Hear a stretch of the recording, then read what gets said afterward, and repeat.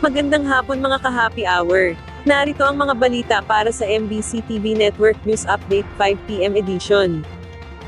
AFP at PNP nananatiling nakaalerto sa BARM kahit pa suspendido ang parliamentary elections doon. Hindi magbababa ng kalasag ang Armed Forces of the Philippines gayon din ang Philippine National Police at mananatili ang heightened alert status sa Bangsamoro Autonomous Region in Muslim Mindanao. Ito'y sa kabila ng desisyon ng Commission on Elections na suspindihin ang ginagawa nitong paghahanda para sa makasaysayang parliamentary elections sa October 13. Ayon kay PNP Acting Chief Police Lieutenant General Jose Melencio Nartates Jr., iginagalang nila ang desisyon ng poll body kasunod ng naging hatol ng Korte Suprema na nagpapatigil sa redistricting ng Sulo. Gayunman, patuloy nilang paiigtingin ang intelligence operation at koordinasyon sa COMELEC, mga lokal na pamahalaan at AFP. Sa panig naman ng AFP, sinabi ng tagapagsalita nitong si Colonel Francel Margaret Padilla na may sapat silang tauhan na nakaantabay at magbabantay sa sitwasyon, gayon din ay nakaalalay sila sa PNP para sa anumang suportang kakailanganin nito, sakaling dumating ang mga hindi inaasahang sitwasyon.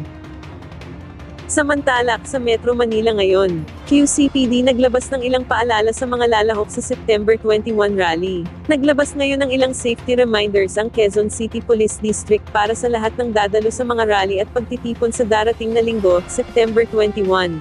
Ayon sa QCPD, dapat sundin ng mga kalahok ang mga alituntunin sa inaprubahang permit at iwasan ang anumang hakbang na maaaring magdulot ng kaguluhan o paglabag sa batas. Pinapayuhan din ng publiko na panatilihin ang disiplina at huwag magdala ng armas, matutulis na bagay, o anumang ipinagbabawal na gamit. Para sa sariling kaligtasan, magdala ng tubig, payong o pananggalang laban sa init at ulan, at bantayan ang mga personal na gamit gaya ng bag at cellphone. Dagdag pa rito, sundin ang mga itinalagang ruta at lugar ng pagtitipon upang maiwasan ng trapiko at aksidente, at sa oras ng emergency, maaari agad tumawag sa 911 para sa mabilis na police response.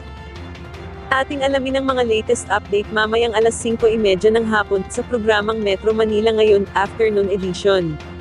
Bago tayo magtapos, narito na ang Christmas countdown ngayong araw ng Biyernes. 97 days na lang, Pasko na. At yan ang mga balita para sa MBC TV Network News Update 5 PM edition. Samahan ninyo kami bukas mula alas 9 ng umaga, hanggang alas 5 ng hapon.